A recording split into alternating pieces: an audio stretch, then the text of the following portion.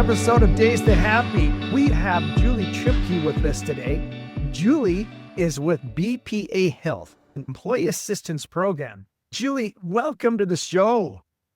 Thank you. I'm excited to be here. I'm excited to have you too because of all the conversations that we've had, not only in about mental health, but just in life in general and in corporations. But I'm just going to dive right into this if that's okay. What is an EAP? What is an employee assistance program? An employee assistance program is something that's fully funded by companies that believe in their employees' well-being. Most people will think of an EAP primarily for access to mental health services. Some more robust EAPs will also include free legal and financial services. One thing I first learned when I got into Days to Happy is how impactful employee assistance programs can be. What I was even more shocked about was the complete underutilization of a lot of their services. And in some cases, there's one study I saw that was between 3 and 5%. Is that about accurate? Yeah, the national average for EAP utilization is about 5.5%. I think partially what contributes to that is oftentimes the EAP provider for a company might change as their insurance carrier changes. It may also be the information's not, efficiently distributed to the employees. And because an EAP is offered to everybody in the household, oftentimes it's challenging to get the information to the household. So really it's just, I think a barrier has been getting the information in front of the employees and their households to know that when they need it, they have access to those services. That would be great to get that information out because it's such a big deal today, mental health, right? Mental wellness in general. And as I studied some of the things from employee assistance programs, another thing that came up was the word stigma. I don't want help because there's a stigma associated with this. It's funny because with prior guests, they've also brought up that stigma, especially in business. I believe it was 85% in one study that said are feeling overwhelmed at work. Mm-hmm. How is it even, let's say even the folks that know about the services provided there, what is your take on how to get them to engage in overcoming that stigma? Really good question. So I think in the case where it is workplace stress, they probably won't go to the human resource department or somebody in leadership to ask for help because they might feel vulnerable in saying, I'm experiencing workplace stress. So I think in order to reduce the stigma, the more we talk about it, the more an EAP provider can come on site and do a lunch and learn, the more we can normalize it in the workplace or provide mentors or resources in the mental health space to really start normalizing it. Studies show 1 in 5 adults are struggling with depression or anxiety, and those are just the ones documented. If I do a lunch and learn, I tell people if you're one of the 4 lucky ones, maybe you just haven't come to terms with it yet. I do think that mental health affects every single individual, whether you're feeling stress from financial stress, parenting, marital, workplace. There are so many different aspects of our lives that contribute to needing services. To destigmatize it, the more people talk about it and normalize it, the better. You've done them. I can't imagine how many lunch and learns you've done. A lot. Yes. Yes. With that, what has been the impact of those? Have you seen people actually engage and begin those conversations to normalize, as you called out? It's funny that part of that stigma is, I'm not normal. The fact of the matter is most people out there saying it's a normal part of the process. Have you had those conversations and seen that kind of impact? Yes. Usually after a lunch and learn that's on site, we do see utilization increase. It's really in how the information is presented to the employees so that not only are they more aware, but they might start to think, I'm the 1 of 4 that's doing okay, but maybe my teenager at home's not, or maybe my spouse is struggling with something and they could really benefit from these services. So I think with the lunch and learn, the most positive output is increased utilization. People start asking more questions to make it relatable. We do provide statistics on mental health, but also financial stress and well being, and how 82% of Americans are struggling financially right now. So that causes mental health issues, but also in the workplace, at home. What are they utilizing to cope with the stress?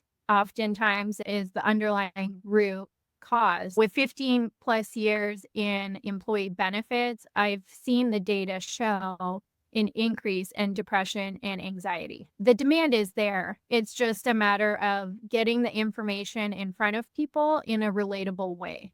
Relatable is huge because another piece that I have often heard is if I say anything about mental health, I'm weird. Yes, at the end. Especially to teenagers. No, you're mental. I'm not mental. That could be right. Yeah. How? Not how. What?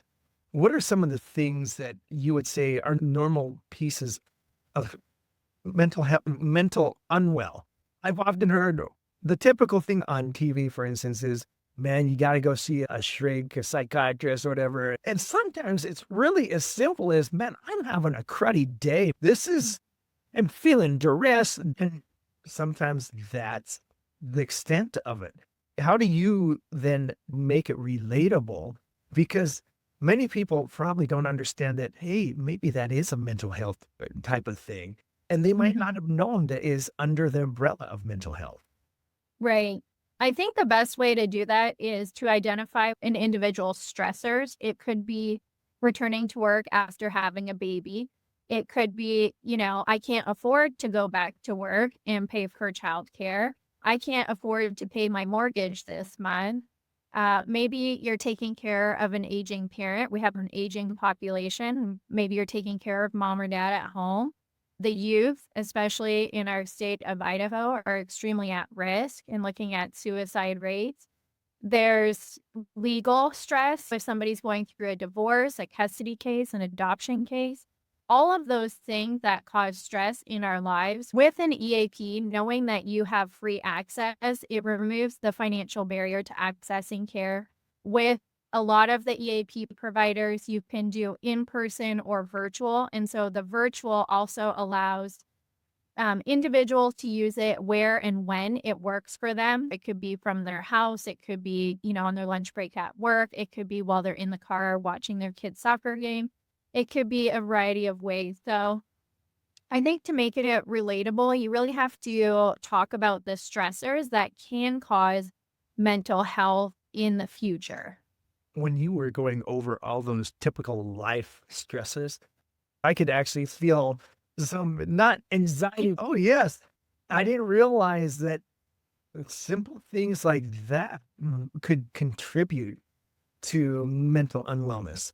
That is a common misconception, I guess, is that we need to get to that point where it's too late without realizing that many people are experiencing these things every day and it's okay. And Yeah. to get to that point of okay, I'm wondering how you have helped people to have those epiphanies. Then after you help them realize that, how have you guided them to help? Yeah, I think that is a really good question because what I've seen in data, just being on the carrier and broker side of employee benefits, is a lot of times people do go from doing pretty well to all of a sudden there's an inpatient stay for crisis or a substance abuse claim or medication for antidepressant, anti-anxiety. And there's this big gap between when somebody's doing okay to when they hit some sort of crisis. I think the gap is individuals not knowing where or how to get help. By putting an EAP in front of individuals constantly, when they do feel those stressors start to feel overwhelming, they know where to go for help. They know there's no financial barrier, there's no access barrier in regards to how long it will take you to see a provider. A big part of that is due to online telehealth options. Some EAPs also offer chat, email, or texting. The good, robust EAP should be meeting its members where they're at. However they want to engage, we share that there are multiple different options for individuals because typically based off generation, they want to engage in a different way. Right.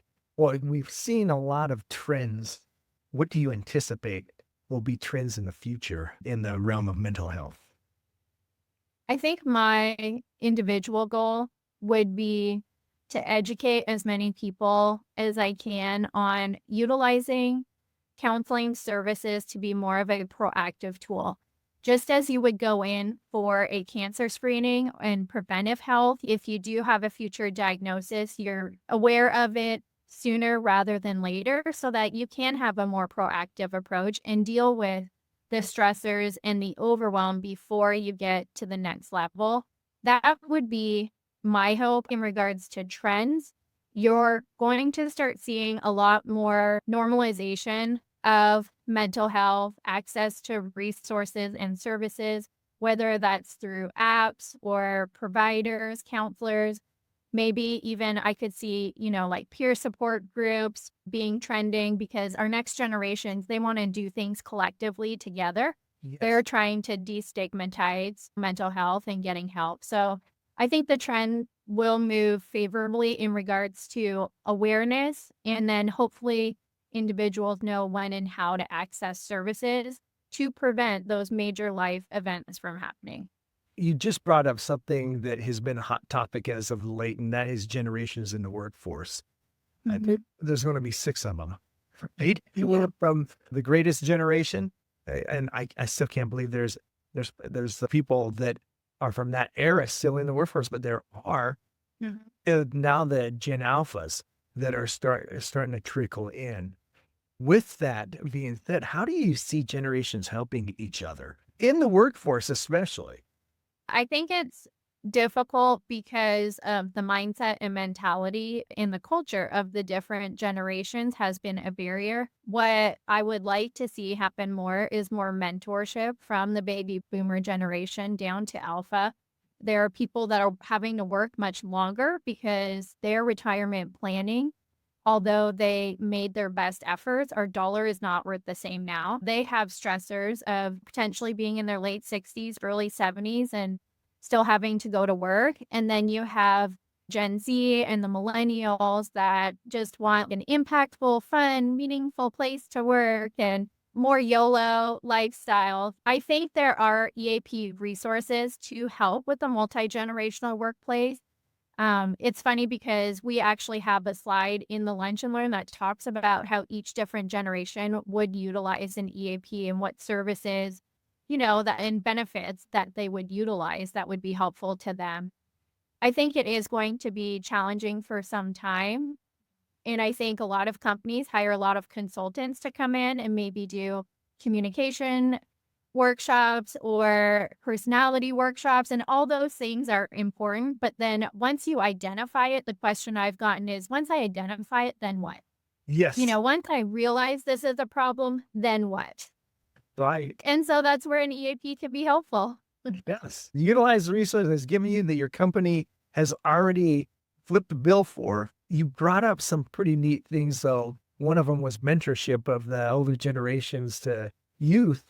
I've also seen a flip side of that, and I'm wondering if you have too, where it's a reverse mentoring type of thing to help them deal with other stressors. And when I say dealing with other stressors, I've often seen younger generations that are just whizzes on social media, on all those other things like that. Have you seen that help in the area of mental wellness? I've seen a little bit of it. The underlying goal would be to identify individual strengths and then steward them into a position within the company that is aligned with their strengths. We all have different strengths, from relationship building to technology to being an analyzer. The best form of mentorship would be to create a workplace where the right people are in the right seats and aligned with their strengths. When that happens, I've seen a beautiful thing come to play, which is everybody values that individual for their strengths, identifying that might be one of my weaknesses. So it creates an environment where employees are not threatened by one another, but rather can appreciate and value each individual for what they're contributing to the success of the company. Wow, you've just made me realize something that everyone can utilize something very productively, like an EAP, and be very well themselves. But then when they are put back into the socialization aspect of it, you brought to bear the impact also of being able to collaborate with others. And sometimes I think that might be a missing link too, because I've actually seen many people that have received great mental care. Then when they're plugged back into their environment, it's almost like a relapse because those different pieces haven't been connected from a social aspect. You made me realize something pretty cool right there. I don't know why I haven't put that together before. So thank you. I think another factor too is oftentimes people are promoted into positions because of tenure, and they might be a really good worker, but they may not be a great manager or leader. Through an EAP, there are monthly trainings available where management can take advantage of the resources, the podcasts, the articles, workshops that are available to them so that they can succeed in their position as well. That's fantastic. I didn't realize that. So it's a full frontal deck on those different stressors from every level, from leaders Yeah. to individuals. That's Yeah. fantastic. Is there anything else that you would like to discuss with the audience? Well, I think one of the other things that an EAP can help with is critical incident response. Unfortunately, as we've seen in our country, there are things that come up, whether it's a robbery or the death of somebody in the workplace. It could even be the death of a CEO that's unexpected. Anytime there's that workplace trauma, an EAP should be able to deploy on-site group therapy. Ideally, within 24 to 72 hours is the best trauma response. And I think a lot of employers don't necessarily know they have access to those services. And so when a critical incident does happen, they don't quite know where or who to turn to. And so I would just advise everybody to fully understand all the benefits included in their EAP so that they can start utilizing them and we can see utilization rates go up because everybody's paying for a service for people to have access to, and you wanna make sure they're getting value out of it. That is fantastic. And what a great reminder to get into those things that would really help us. Every time I speak with you, there is something I learned, and this is no exception. I have a feeling that we're going to come back at some point and say, hey, Julie, can we do this again? And I hope you'd be open to that. Absolutely. Fantastic. Thank you for your time today and all your words of wisdom. You might have given other EAPs some of your competitive advantages, but that's okay. I'm glad you're sharing. Yes, my pleasure.